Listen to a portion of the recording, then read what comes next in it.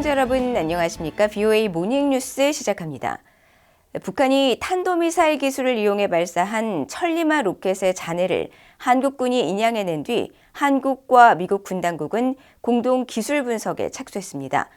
로켓 구성품들이 동체 속에서 온전할 경우 북한의 로켓 핵심 기술을 파악할 수 있을 것으로 보입니다. 박동정 기자가 보도합니다. 북한이 천리마 로켓을 발사한 지 15일 만에 서에서 인양된 잔해는 아래에서 위로 갈수록 좁아지는 원통형으로 3단 로켓의 2단부입니다. 직경 2.3에서 2.8m, 길이는 12m입니다. 2단 로켓 표면에는 천마라는 글자와 함께 하늘을 나는 말의 모습이 형상화되어 있습니다. 한국해군작전사령부는 16일 평택항 광양함 함상에서 진행된 북한 발사체 잔해물 인양작전 브리핑을 통해 전날 인양된 2단부 동체에 대해 미국과 한국이 공동으로 기술정보 분석을 하고 있다고 밝혔습니다. 공동 분석은 한국 측에서 국방부와 합참, 해군, 국방과학연구소가, 미국 측에서는 국방부 산하 국방정보국 DIA가 참여하는데 국방정보국에는 적성국의 미사일과 로켓 등 실물 분석을 전담하는 측정정보기술 수집부가 있고 이 부서는 과거 장거리 로켓 은하 3호와 광명성호 분석에도 참여했던 것으로 알려졌습니다. 한국군은 엔진의 유무에 대해 분석 중이라고 밝혔습니다. 2단부 동체 속에는 엔진과 연료통, 산화제통이 그대로 있을 것으로 추정되는 가운데 한국군은 기술정보 분석을 하고 나면 일정 부분 설명이 될 것이라고 밝혔습니다. 현재 평택 이함대로 옮겨진 2단부 동체는 곧 국방과학연구소로 옮겨져 본격적인 분석 작업에 들어갑니다. 전문가들은 1단부 엔진이 북한의 대륙간 탄도미사일 ICBM과 동일한 것으로 추정하고 2단 엔진은 새로 개발한 신형일 가능성이 큰 것으로 보고 있습니다.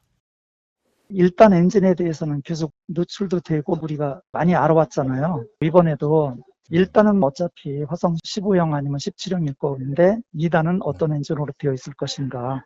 그게 퀘스천했었거든요.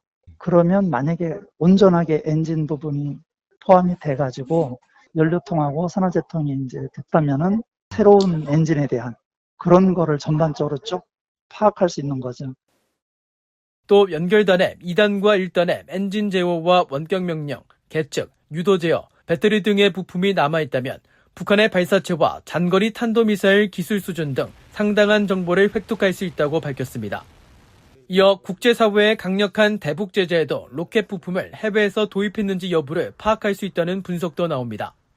전문가들은 북한 우주 발사체는 사실상 ICBM과 동일한 기술 체계이기 때문에 해당 기술이 노출된다면 북한으로선 엄청난 손실이라고 밝혔습니다.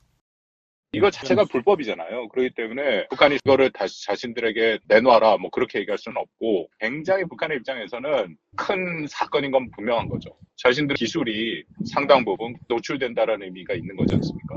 북한이 이게 그들에게는 굉장히 부담이고 대남 감정적인 공세가 될 가능성도 있다라는 생각은 들어요.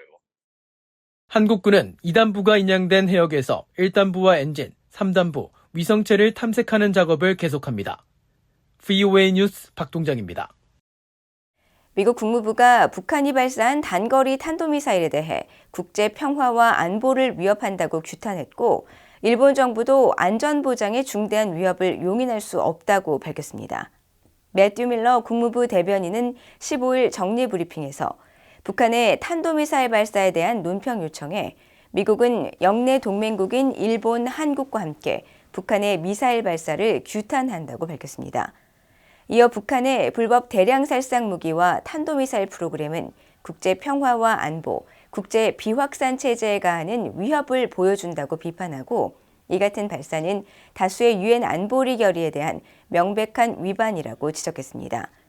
일본 정부도 북한이 발사한 단거리 탄도미사일 SRBM 2발이 자국 배타적 경제수역 안쪽에 떨어진 것과 관련해 북한이 전례 없는 빈도로 탄도미사일 발사를 반복하는 것은 일본의 안전 보장에 중대한 위협이라며 결코 용인할 수 없다고 밝혔습니다. 일본 정부 대변인인 마스노 히로카즈 관방장관은 16일 기자회견에서 관련 질문에 이같이 밝히고 일본은 미국, 한국을 비롯한 국제사회와 협력해 북한 비핵화를 목표로 해나가겠다고 강조했습니다.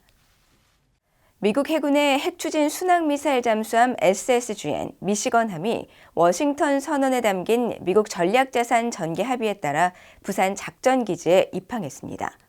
한국 국방부는 16일 보도 자료를 통해 입항 사실을 밝히고 미시건함은 특수 통신체계와 은밀 기동 능력을 기반으로 가공할 수준의 기습 타격 능력과 특수전 작전 능력을 제공하는 미국 해군의 대표적인 전력이라고 설명했습니다. 이어 해군 작전사령관 김명수 중장은 미시건함 입항은 워싱턴 선언에 따른 합의 사항을 이행하는 것으로 힘에 의한 평화를 구현하고자 하는 미한 동맹의 압도적인 능력과 태세를 보여준다고 밝혔습니다. 미국 제7잠수함 사령부에 따르면 길이 170.6m, 폭 12.8m, 수중 배수량 18,000톤으로 세계 최대 규모의 잠수함인 미시건함은 사거리 2,500km에 달하는 토마호크 순항미사일 150여 발을 탑재할 수 있고 특수전 요원을 태워 적지 침투 등 특수작전 임무 수행도 가능합니다. SSGN 방한은 2017년 이후 5년 8개월 만으로 전문가들은 핵추진 잠수함의 방한은 우주발사체 천리마 1형과 탄도미사일 발사 등 북한 도발에 대한 강력한 경고 차원으로 분석했습니다. 미국 상원 의원들은 최근 주한 중국 대사의 이른바 배팅 발언을 비판하고 미국이 한국과의 경제적 유대를 더욱 강화함으로써 한국에 대한 중국의 향후 경제 보복 가능성에 대비해야 한다고 지적했습니다. 민주당의 팀 케인 상원 의원은 15일 최근 한중 관계의 파장을 몰고 온 싱하이밍 주한 중국 대사의 발언에 대한 VOA 논평 요청에 중국이 충분한 자신감이 있었다면 그런 위협을 할 필요가 없었을 것이라면서 중국이 절박하다는 신호라고 평가했습니다. 공화당의 로저 마샬 상원 의원은 미국 정부가 한국 같은 동맹국들을 중국의 괴롭힘으로부터 보호하는 데 더욱 적극적으로 나설 것을 촉구하면서 미국은 인도, 호주, 일본, 한국과 함께 뭉쳐서 괴롭힘을 중단하라고 중국에 맞서 요구해야 한다고 밝혔습니다. 공화당 중진인 존 코닌 상원 의원은 중국이 비판하는 한국 정부의 외교안보 정책과 관련해 미국과 동맹 국가들의 영내 협력 강화는 중국의 공세에 대한 합리적이고 타당한 대응이라고 밝혔고 민주당의 코리 부커 상원 의원은 법치주의를 위반하는 중국의 행동 때문에 이런 많은 문제들이 대두되고 있는 것이라고 비판했습니다. 미국과 일본, 필리핀의 안보 담당 고위급 관료들이 일본에서 회의를 열고 북한 문제 등 지역 안보 현안과 협력 강화 방안을 논의했습니다. 미국 백악관의 16일 보도자료를 통해 제이크 설리번 미국 백악관 국가안보보좌관, 아키바 다케호 일본 국가안전보장국장, 에두아르도 아뇨 필리핀 국가안보보좌관이 16일 도쿄 이쿠라 공간에서 3국 협력 방안을 논의했다고 밝혔습니다. 세 개 나라의 안보 담당 고위 관료들은 공동 성명을 통해 북한뿐만 아니라 남중국해, 동중국해와 관련한 광범위한 지역 안보 도전을 논의했으며 대만 해협에 걸쳐 평화와 안정이 중요하다는 점을 재차 강조했습니다. 미국과 일본, 필리핀은 중국을 염두에 두고 3국 방위 협력을 추진하고 이달 초 필리핀 마닐라만 인근에서 첫 해상 합동훈련을 하는 등 패권주의 움직임을 보이는 중국에 대응해 공조체제를 강화하고 있습니다. 이상으로 VOA 모닝뉴스를 모두 마칩니다. 시청해주신 여러분 고맙습니다.